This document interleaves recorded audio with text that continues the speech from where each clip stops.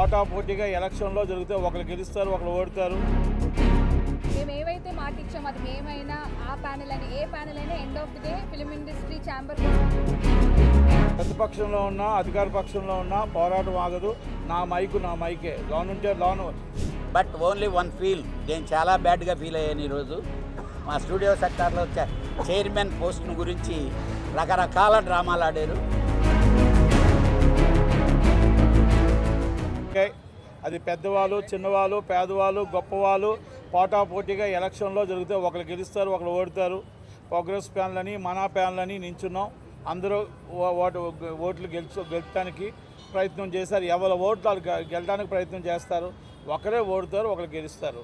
దాంట్లో ఎవరు గెలిచినా ఇది మొత్తం టోటల్గా ఈ అభివృద్ధి కోసమే చూస్తాం. ఛాంబర్ అభివృద్ధి కోసం, ఇండస్ట్రీ అభివృద్ధి కోసమే చూస్తాం.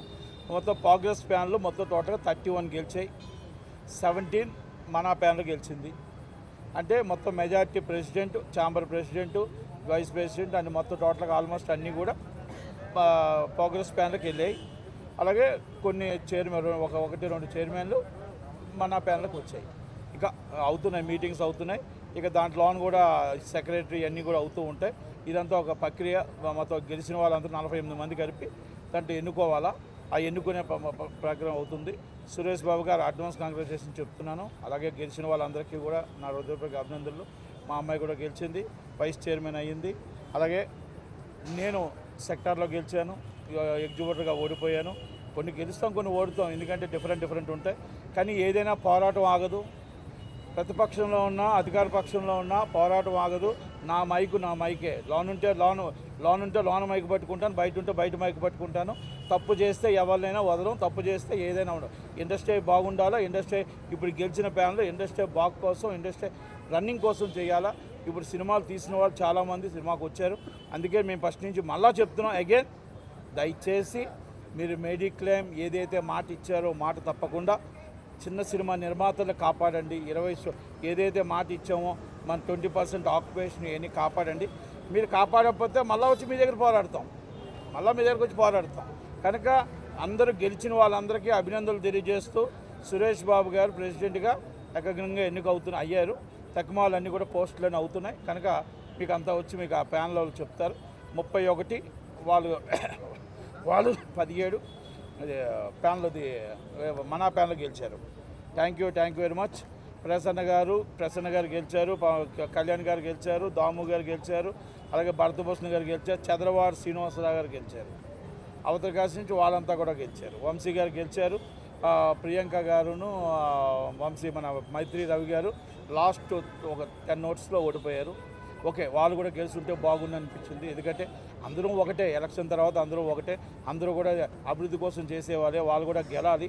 కాకపోతే ఏంటంటే ఓట్లలో కొంత తేడా వస్తాయి కదా, తేడాలో 12 మాత్రమే గెలుస్తారు. కాబట్టి వాళ్ళు 13, 14 వచ్చారు. కనుక అందరికీ గెలిచిన వాళ్ళందరికీ ధన్యవాదాలు. ఉదయం నుంచి దాదాపు 15 రోజుల నుంచి మొత్తం మీడియా అంతా మా ఛాంబర్ చుట్టూ తిరిగి కష్టపడిన ప్రతి మీడియా సోదరులందరికీ ధన్యవాదాలు తెలియజేస్తూ, ఉదయం నుంచి ఇంత రాత్రి దాకా కూడా కాపలా కాసిన ప్రతి ఒక్కరికి మా సోదరులందరికీ పేరున ధన్యవాదాలు తెలియజేస్తాను. Thank you very much. Thank you.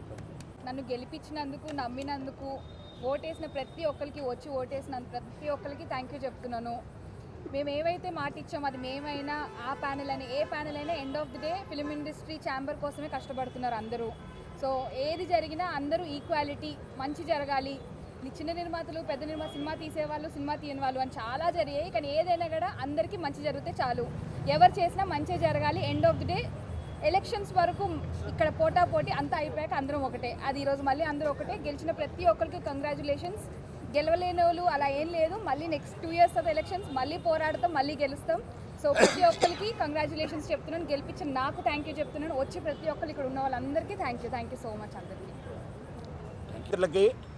ఆ తర్వాత మా తెలుగు ఫిల్మ్ ఛాంబర్ ఓటర్లందరికీ ఫస్ట్ థ్యాంక్స్. పాపం మీరు ఎంత టైం వరకు ఉన్నారు. ఇప్పుడే కార్యక్రమాలన్నీ ముగిసినాయి. మా ప్రెసిడెంట్ ఎగ్జిబిటర్ సెక్టార్ నుంచి సురేష్ బాబు గారు ఫస్ట్ 1 year ఆయన ప్రెసిడెంట్గా ఉంటారు.